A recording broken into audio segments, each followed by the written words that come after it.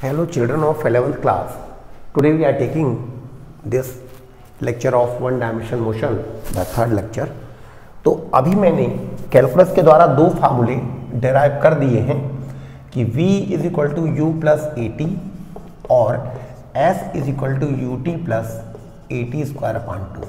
और अब हम तीसरे फार्मूले का डेरिवेशन या प्रूफ लेंगे, v square is equal to U square plus two A S.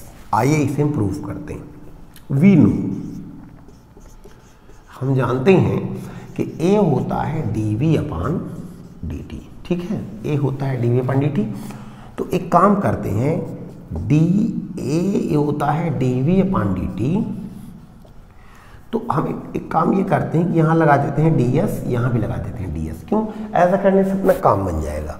तो ये हो जाएगा a ds is equal to dv, ये dv है ही है, और ds बाई dt होता है v, तो v dv। अब दोनों तरफ इंटीग्रेट कर देंगे। यहाँ लिमिट रखेंगे किसकी? s की, तो s की लिमिट हो जाएगी 0 से s, और यहाँ v की लिमिट रखेंगे तो u टू v। तो अब क्या होगा? एक्सेलरेशन कांस्टेंट है, बाहर आ जाएगा, और इंटीग्रल ds होता है s, और लिमिट हो जाएगी 0 टू s। और यहाँ क्या है? ये v पावर 1 dv, क्योंकि v वेरिएबल है, तो ये हो जाएगा v पावर 2 बाई 2, और लिमिट हो जाएगी u टू v। तो ये हो जाएगा a, और लिमिट की पुटिंग कैसे करेंगे? यस की जगह यस रख देंगे, माइनस यस की जगह 0 लिख देंगे। उसी प्रकार से यहाँ पर कैसे पुटिंग करेंगे? v की जगह v रख देंगे, फिर v की जगह u रख देंगे, दोनों को घटा देंगे। तो v square upon 2 minus U square upon 2, ये हो जाएगा A S is equal to, ये 2 एलसीएम ले लीजिए, V square minus U square, 2 यहाँ आएगा, तो 2 A S is equal to V square minus U square. तो यू स्क्वायर को भी यही उठा लाइए, U square plus 2 A S is equal to V square. इस प्रकार से हम तीसरा फार्मूला प्रूव कर चुके हैं। अब उसके बाद ये 3 इक्वेशन हो गए। अब क्या है कि कई बार एक चौथा इक्वेशन भी बताते हैं, हालांकि वो इक्वेशन ऑफ मोशन नहीं है, that is an additional equation to solve some extra problems. वो है द डिस्प्लेसमेंट इन nth और tth सेकेंड। जैसे मान लीजिए कि कोई बॉडी जा रही है, तो जब टाइम था 0 सेकेंड तब बॉडी यहाँ थी और उसका वेलोसिटी u थी, और जब टाइम हो गया t सेकेंड तब उसमें बॉडी की वेलोसिटी v थी। और ये जो डिस्प्लेसमेंट हुआ है ये s हुआ है इस पूरे t सेकेंड की जर्नी में। तो जब t सेकेंड पे बॉडी यहाँ थी तो उसके 1 सेकेंड पहले बॉडी यहाँ कहीं रही होगी, मतलब t माइनस 1 सेकेंड। जैसे मान लीजिए ये 0 सेकेंड है, ये 20 सेकेंड है, तो ये 19 सेकेंड पे बॉडी यहाँ थी। तो जब कोई पूछे कि डिस्प्लेसमेंट इन 20 सेकेंड, तो आप कहेंगे ये, और कोई बोलेगा डिस्प्लेसमेंट इन 19 सेकेंड, तो आप कहेंगे ये, और कोई कहेगा डिस्प्लेसमेंट इन 20th सेकेंड, तो ये 20th सेकेंड का मतलब कि 19 सेकेंड और 20 सेकेंड के बीच वाला 1 सेकेंड। जैसे हम आपसे कहें कि आपने 10 दिन में कितना काम किया, तो 10 दिन में कितना काम किया मतलब कि 1 दिन, 2 दिन, 3 दिन, 4 दिन, 5 दिन, 6 दिन, 7 दिन, 8 दिन, 9 दिन, 10 दिन में कितना काम किया। और अगर मैं आपसे कहूं कि आपने 10वें दिन में कितना काम किया, तो 10वें दिन में कितना काम किया, इसका मतलब कि 1 दिन में कितना काम किया। 10वां दिन 1 दिन है, वह 1 दिन जो 9 दिन के बाद आता है। तो 10 दिन का काम यानी पूरे 10 दिन का काम, 10वें दिन का काम यानी 9 दिन के बाद वाला जो 1 दिन है उस 1 दिन का काम। तो याद रखें, डिस्प्लेसमेंट इन tth सेकेंड,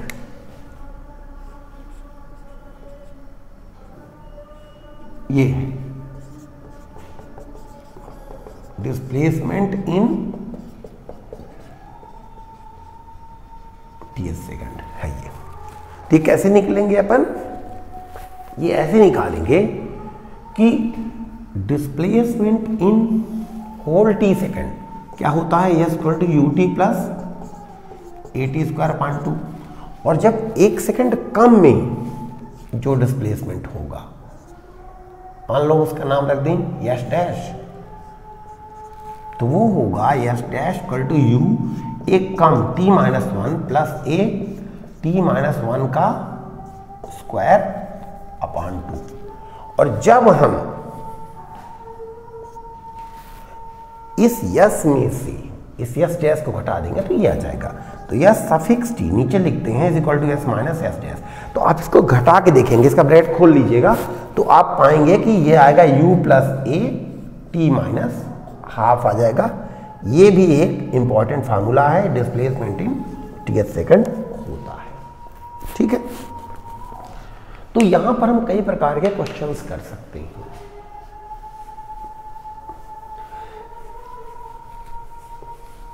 कई लोग ऐसा भी कह देते हैं कि आप इस फार्मूले को कैलकुलस से बताइए, तो ठीक है कैलकुलस से भी आइए कर देते हैं।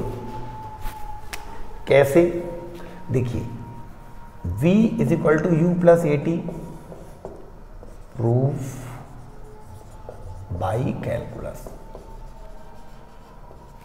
v is equal to U plus T होता है तो v D T is equal to U D T plus A T D T.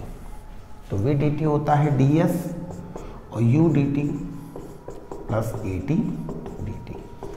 तो ये हमें डिस्प्लेसमेंट निकालना है यहाँ से यहाँ का, मतलब ये एस टी है, यहाँ से नापना शुरू होगा और यहाँ तक जाएगा, तो उसे कहेंगे 0 से या सफिक्स टी तक। और टाइम की लिमिट कहाँ से कहाँ तक, यहाँ से यहाँ तक, तो t माइनस वन से t तक, और यहाँ पर भी t माइनस वन से t तक।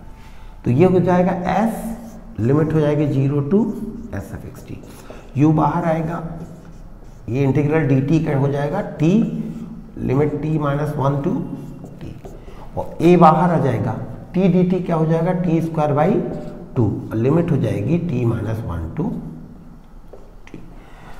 तो आप यहाँ लिमिट की पुटिंग कर देंगे, इसको सॉल्व कर लेंगे तो यही चीज़ आ जाएगी। तो इसको आप होमवर्क के रूप में आगे कर लीजिएगा।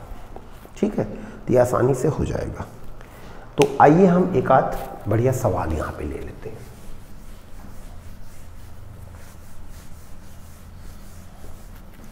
यहाँ पर एक क्वेश्चन इस तरह के भी कई बार आते हैं कि अगर कोई बॉडी मोशन अंडर ग्रेविटी करती है, जैसे कि कोई बॉडी आपने यहाँ से गिरा दिया, ठीक है, तो जब हमने पकड़ा हुआ था तो उसकी वेलोसिटी 0 थी, फिर उसे अर्थ ने खींचा तो वेलोसिटी बढ़ती चली गई।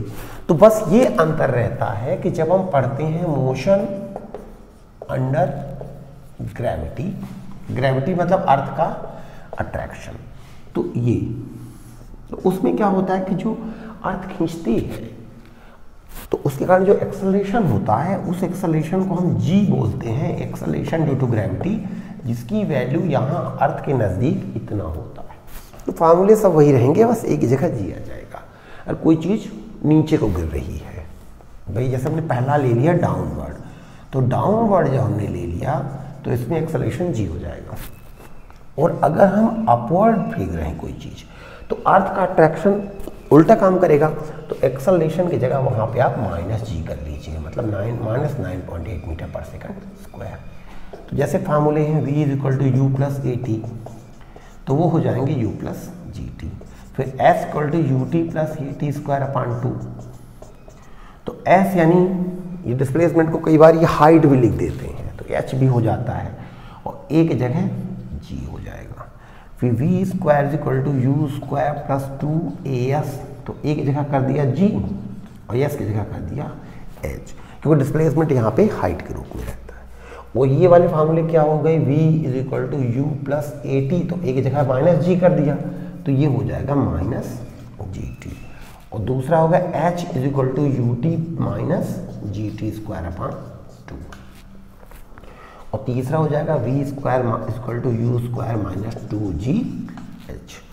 और चौथा फार्मूला उस तरह का बन जाएगा, चौथा बन जाएगा h suffix t is equal to U plus G T minus half. ये है डिस्प्लेसमेंट इन या height covered in th second.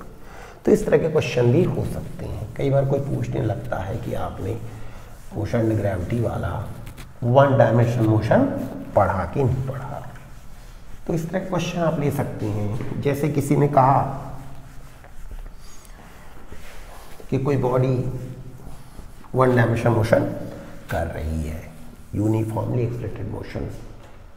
एक बड़ा अच्छा क्वेश्चन अक्सर आता है कि एक स्टेशन से दूसरे स्टेशन के बीच में कोई गाड़ी इस स्पीड से जाती है और फिर उस दूसरी स्पीड से लौटती है, तो इस पूरी जर्नी के एवरेज स्पीड बताइए। एक क्वेश्चन लेते हैं, ए कार ट्रेवल्स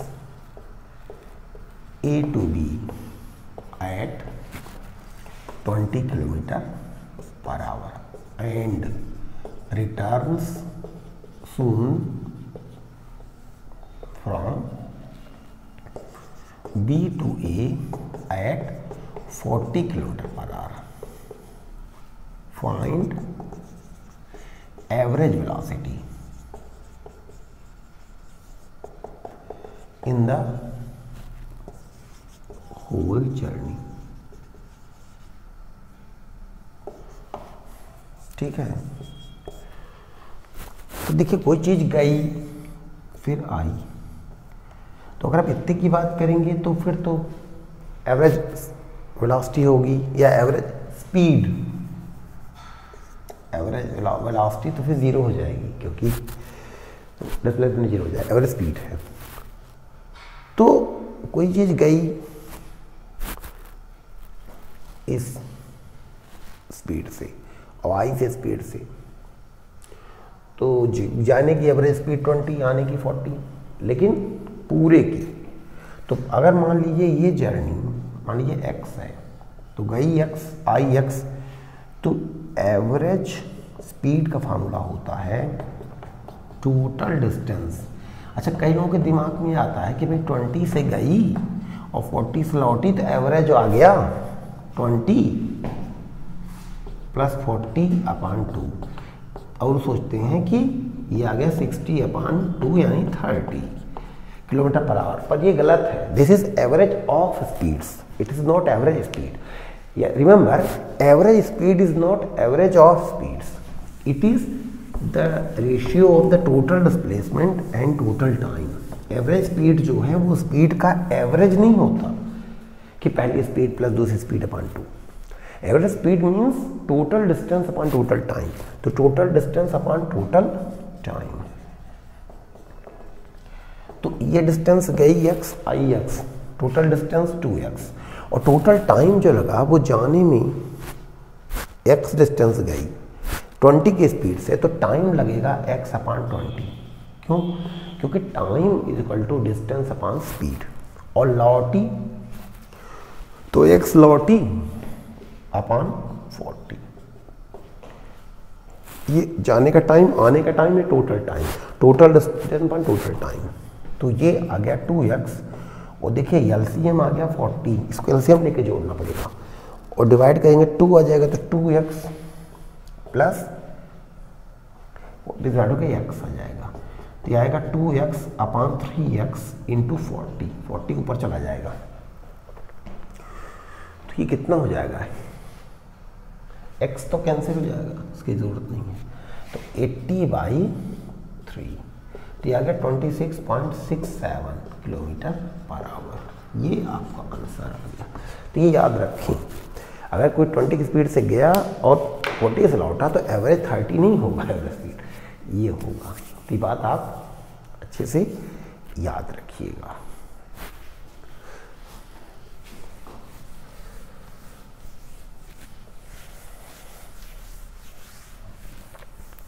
तो यहाँ पर प्रॉम्प्ट क्वेश्चन ये है कि मोशन अंडर ग्रेविटी हमने आपको पढ़ाया, तो मोशन अंडर ग्रेविटी के हमने आपको कितने केसेस बताए? ऑप्शन 1 एक केस बताया, ऑप्शन 2 केसेस बताए, ऑप्शन 3 केसेस बताए, ऑप्शन 4 केसेस बताए। मोशन अंडर ग्रेविटी के आपको कितने केसेस बताए? उसके अंदर डिफरेंट वैल्यूज वाली अलग बात थी, लेकिन हमने केसेस कितने बताए। So thank you very much for watching.